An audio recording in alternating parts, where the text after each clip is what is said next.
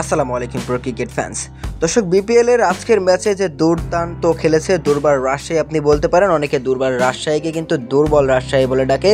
আসলে তারা কিন্তু মোটেও দুর্বল নয়, কেননা তাদের দলে আছে ব্যাটিংয়ে এনামুল হক বিজয়, রায়ান ব্রুল এবং বোলিংয়ে তো তাসকিন আহমেদ একাই 100।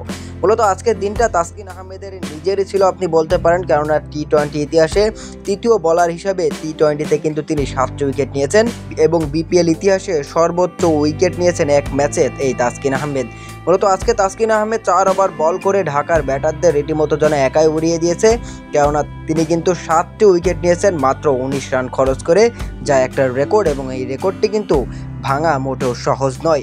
মূলত আজকের ম্যাচে কিন্তু ঢাকা ক্যাপিটালস মুখোমুখি হয়েছিল দুর্বার রাজশাহীর বিপক্ষে এবং সেখানে কিন্তু ঢাকা ক্যাপিটালস টসে জিতে ব্যাটিং করতে শুরু করে এবং ব্যাটিং করতে শুরু করে কিন্তু শুরুর দিক থেকে আসলে তাসকিন আহমেদের বোলিং তোপের মুখে পড়ে যায়, কেননা লিটন কুমার দাস, তানজিদ হাসান তামিম তারা দুজনেই কিন্তু তাসকিন আহমেদের বলে ফিরে যায় পাওয়ার প্লের মধ্যে। এরপরে ইংলিশ ব্যাটসম্যান এবং শাহাদাত হোসেন দীপু তারা দুজনে দুর্দান্ত একটা পার্টনারশিপ করে এবং সেই দিকে দেশেরা পেরেরা 9 বলে 21 রান করে। তারপরে যুক্তরাষ্ট্রের ব্যাটসম্যান রানজিনি তিনি কিন্তু আসলে 13 বলে 24 রান করে। শেষ পর্যন্ত কিন্তু তাসকিন আহমেদের 7 উইকেট পাওয়ার ম্যাচের দিনেও ঢাকা কিন্তু 174 রান করে নির্ধারিত 20 ওভারে 9টি উইকেট হারিয়ে। মূলত তাহলে আপনারাই বুঝুন এবং কতটা ব্যাটিং ফ্রেন্ডলি একটা পিচে খেলা হচ্ছে এবারের বিপিএল, কারণ একজন বলার 7 উইকেট নিচ্ছে, তারপরও ব্যাটসম্যানরা 174 রান তুলতে পেরেছে।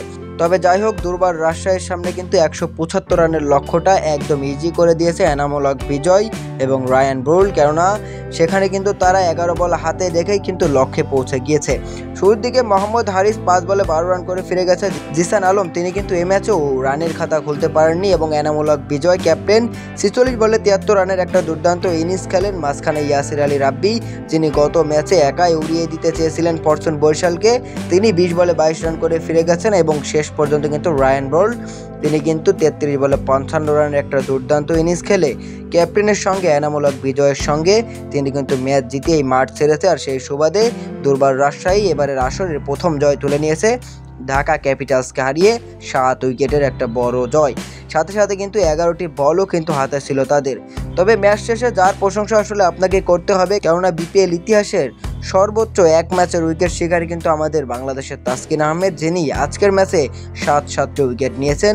আর তাসকিন ঝড়েই মূলত উড়ে গিয়েছে ঢাকা ক্যাপিটালস, না হলে কিন্তু আরও বেশি রান তারা করতে পারতো, দুর্বার রাজশাহীর ব্যাটারদের আরও বেশি চাপের মুখে পড়তে হতো। তবে এনামুল হক বিজয়ের প্রশংসাও আপনাকে করতে হবে, তিনি আসলে ক্যাপ্টেন হয়েছেন এবং তিনি যেভাবে আসলে তার দলটাকে লিড দিচ্ছেন সত্যি অসাধারণ। সব মিলিয়ে আসলে দুর্বার রাজশাহী ঢাকা ক্যাপিটালসের বিপক্ষে 7 উইকেটের একটা বড় জয় নিয়ে মাঠ ছেড়েছে শেষ পর্যন্ত।